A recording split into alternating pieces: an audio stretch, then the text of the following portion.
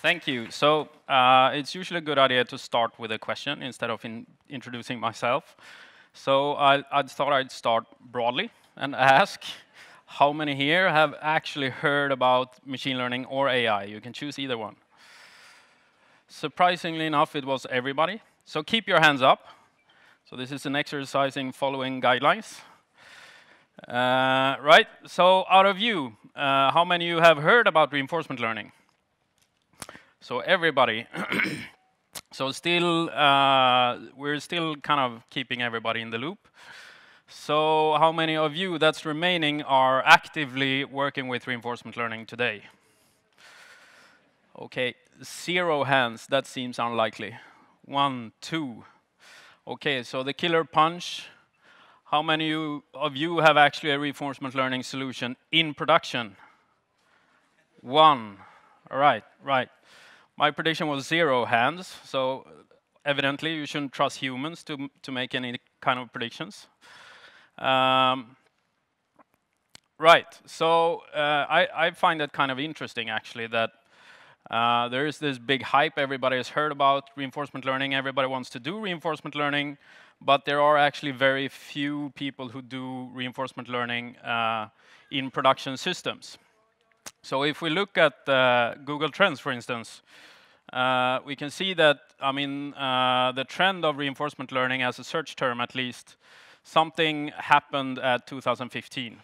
So I'm guessing you can probably kind of guess what happened at 2015.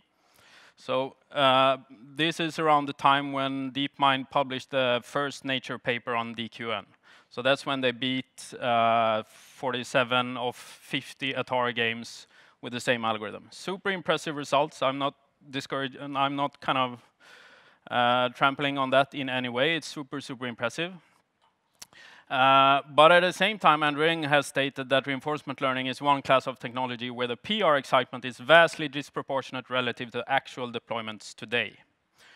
And this was in 2017, so we're already here. We're somewhere around here, and it's actually grown quite a lot since. And still, we don't see that many systems in production.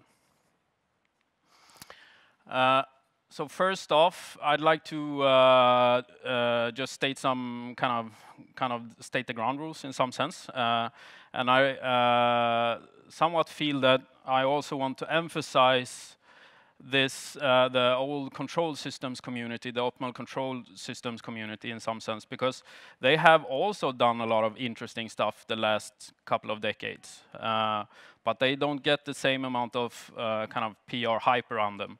But there are super, super interesting things happening in that space as well. And one difference I would argue between maybe reinforcement learning that more comes from the machine learning community or data science community is that reinforcement learning, as it is today at least, is really, really good at something called adaptive optimal control. And adaptive in this case means that it's an environment that could change. So let's say you're playing poker or something like that. If your agent would play identically in some optimal way with respect to the cards, if your opponent kind of can figure out whatever your game strategy is, then he or she can change his strategy to kind of compensate for that. So where reinforcement learning is supposed to kind of shine is in these adaptive environments where maybe you have an opponent that changes his or her behavior and so on. But I also want to mention that, or emphasize that this talk will be more around reinforcement learning and adaptive optimal control. But I still wanted to mention this because it's surprisingly often that people haven't even heard about linear quadratic regulators and so on, more the classical control solutions. So, is there a timer somewhere around here so I know what the time is? No? Anyway, so you could kind of paint some form of picture in terms of the complexity of the problem. So a really, really, really simplified model of this could be here on the x-axis, where we have the complexity of the state and the action space. in a growing fashion, and on the y-axis we have the decision horizon. So the decision horizon is basically how far ahead do I need to kind of take my decision before I actually see the gains of that decision, or reward sparsity. So in this case, it's more, if I get some reward feedback, how do I know, how far behind do I need to figure out which action actually led to that good reward. So we can see that the last couple of years, where we have predominantly over here, we've seen a lot of interesting stuff being published. So for instance, the DQM paper in 2015 did beat 40, I think it was 47 out of 50 Atari games at human or superhuman level. The previous speaker also talked about AlphaGo, which is also a really, really impressive feat in and of itself. And interestingly here, I would argue that maybe the state space is not super huge in AlphaGo compared to, let's say, Atari, which just used the actual video screens of the game. But the action space is really large, and the decision horizon is also very large in AlphaGo. And just a couple of months ago, more or less the same group from DeepMind published AlphaStar, or not published, but there was a press release around AlphaStar, which was an agent that learned to play StarCraft at least a competitive level with against a professional top-tier player.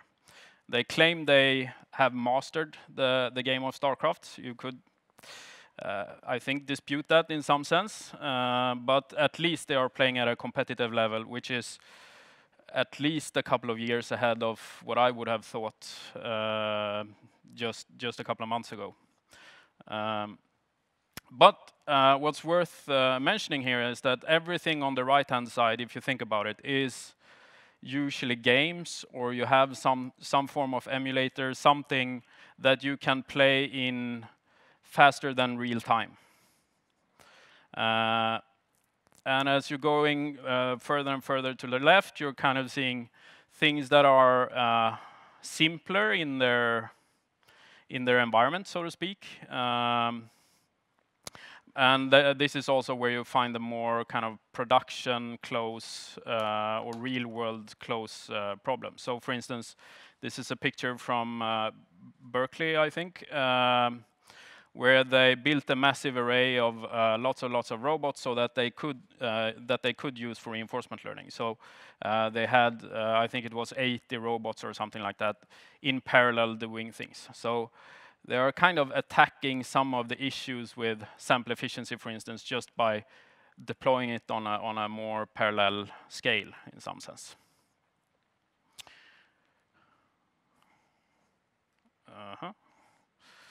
Now the clicker is broken.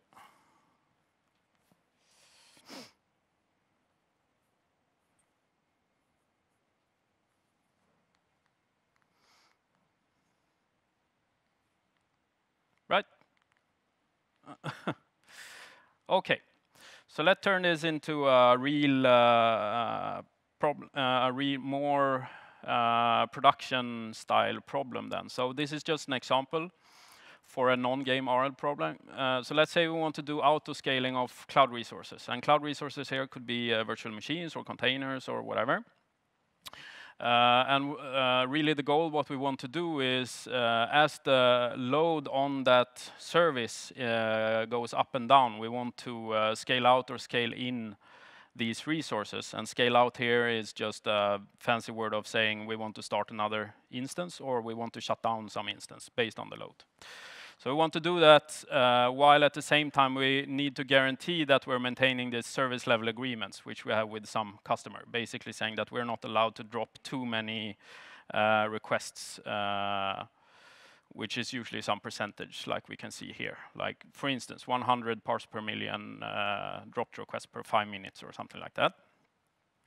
So if we put this into this reinforcement learning framework, we could argue that the agent is the one that is performing the scaling, and in terms of what it's actually observing is the instantaneous values of the number of requests per seconds or the number of drops or in CPU memory and so on. So that's the state representation in this framework. And what the agent needs to do is either scale out or scale in or do nothing. And what it really needs to do is doing these actions, it needs to observe the reward and the state to see how that environment changes as it's acting in that environment. So we want to maximize the expected future reward giving all these actions. And I claim this is an adaptive optimal control problem because, for instance, the configuration of the virtual machines can change, which changes the state dynamics and so on. The CPU load could go up or go down. You could do an update of the application, for instance, and the dynamics will also change the dynamics and so on. So one of the issues that I would claim is one of the issues for why we don't see reinforcement learning more in production is that people tend to forget is to do reinforcement learning, you actually need a reward function. And in games, somebody has already supplied you with that reward function. That is the game score, basically. And actually, constructing a good reward function is surprisingly hard. I mean, it's still a very simple equation, but it's very easy to make mistakes as you're constructing that that reward function. So in this case, I've actually consciously put 2 bugs here in this reward function, and I've been kind enough to plot this reward surface for you. I don't think we have the time to really to think about this too much, but if you haven't figured it out yet, one of the bugs is that, so on the left-hand side here, this is kind of the surface for when we're not breaking the SLA. So this is just a penalization on the number of virtual machines. So if we're not breaking the SLA, we want to have a high reward as possible, meaning we want as few boards as possible as long as we don't break the SLA. But on the right-hand side here in this surface, we want to penalize the amount of drops that we actually do, and in this case we just chose this log ratio over here. But the bug here is actually that the slope of this surface is actually pointing downwards, you could say. So here it means that if the agent would end up in a situation where it can't actually break out of this SLA. It can't increase the VMs more so that it actually breaks out of the SLA, or you end up in a situation where you are dropping more than you're able to handle. The agent will actually figure out that since I'm breaking the SLA anyway, I might as well scale down the number of virtual machines to 1 here, because that is, in this case, a higher reward than if I would have it high value. So I mean, that's a very easy mistake to do if you haven't really thought about it, right? So and another half bug here also is that the reward is actually negative and not positive. And that in itself doesn't necessarily have to be a bug, but if we introduce terminal states here, it means that the cumulative expected future reward will be an increasingly negative number, which means that the terminal state is actually worth more than not terminating, which is also kind of a bummer. Right. So other things you need to do. Have a hard time with the time. Okay. So another thing you need to consider as well is if you have this single objective function, where in this case we have a single reward function, which is at least 2 objectives. So we want to minimize the number of VMs, and we do not want to break the SLA. So if you do have that, it's usually a good idea to normalize the discounted reward. In this case, I haven't really done that, but it's usually a good idea for, let's say, if you have a neural network, for instance. It's usually good to have a fairly smooth function with not too big differences in terms of that. And also, if you have aggregate objectives like we have here, it could be dangerous if one of the objectives is much larger than the other objective, because then the agent will tend to ignore the much smaller objective because it has such a small impact on the total reward. So it will just really try to avoid objective number one. But there are also other alternatives. You could do multi-objective or Pareto optimization, where you basically train one agent per objective, and then you can do Pareto optimization on the two disjoint objectives, you could say. You can also do what's called inverse reinforcement learning. So inverse here means that instead of constructing your reward function, you're actually learning the reward function from some human teacher. So you could have, in this case, some poor human trying to manually scale resources up and down. And then from there, you try and learn what the reward function is. And then you can use that reward function to train some other optimal policy. Another big problem is sample efficiency in production systems. So, I mean, it's kind of obvious that if you have a production system and you have a bunch of customers sending requests to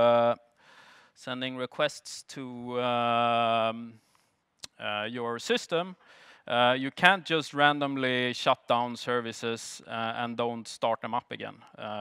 I mean, you're consciously degrading their service or quality of experience. So there's really usually you don't have the option of doing exploration or experimentation in the production environment. In terms of improving that sample efficiency, what you can do is, I mean, the usual model improvements of itself. So, I mean, turning to other than neural network approximators. You can do quantization of the state space and even the action space in some cases. And then on the reinforcement learning or policy side of things, you can also have a look at model-based reinforcement learning that I would argue for the last year or two has kind of gotten an upswing in terms of popularity, and a lot of people believe that model-based RL is the future, also for high-dimensional spaces and so on, but it's not there quite yet.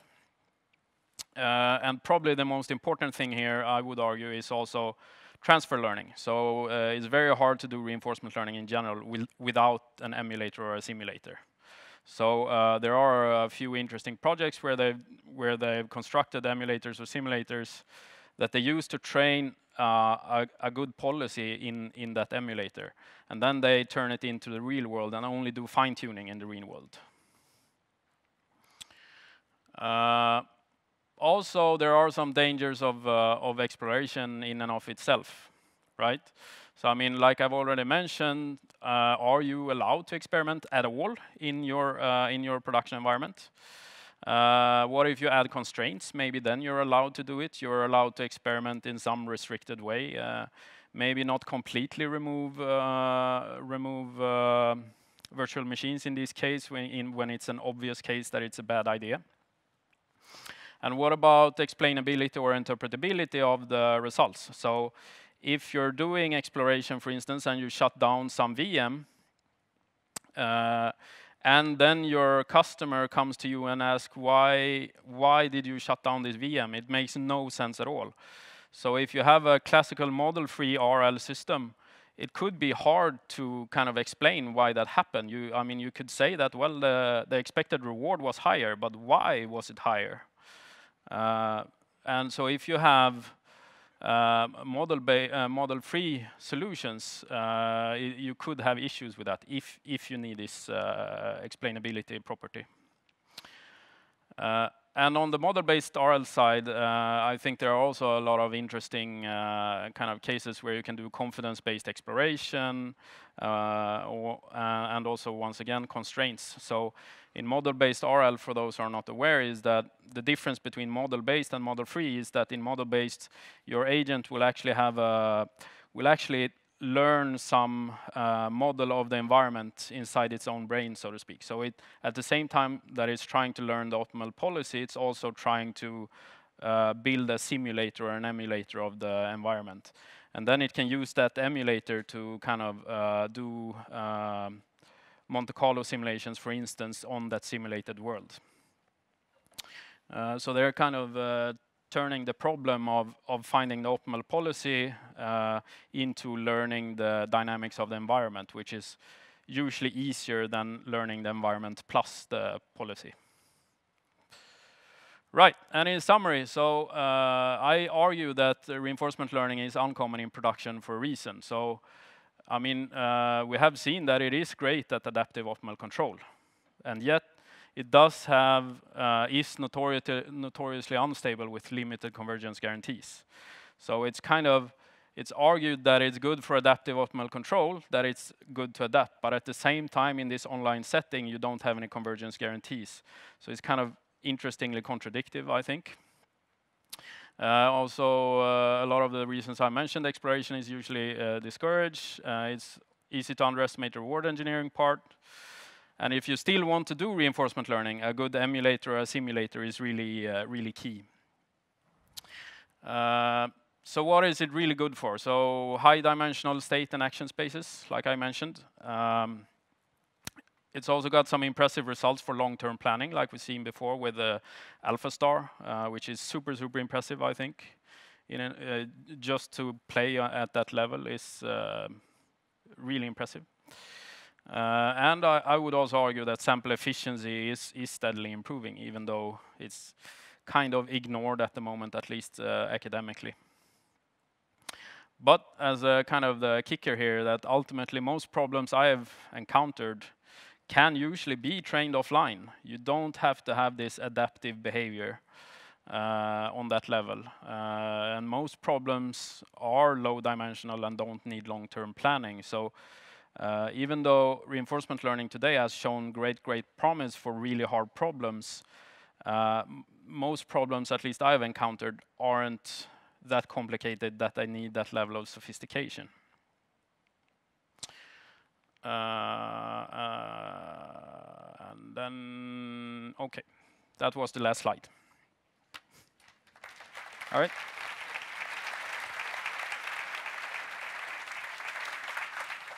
Big thanks to Jesper, and we have some minutes for questions. I don't see any questions yet, but one in the fourth row.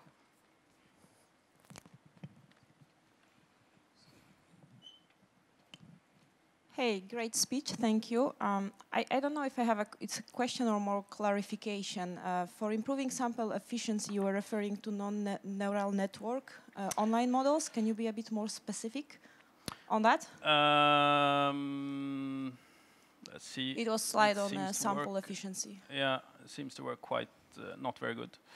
I mean, the clarification here would be rather that, I mean, most models you see today, reinforcement learning models, are used based on deep learning.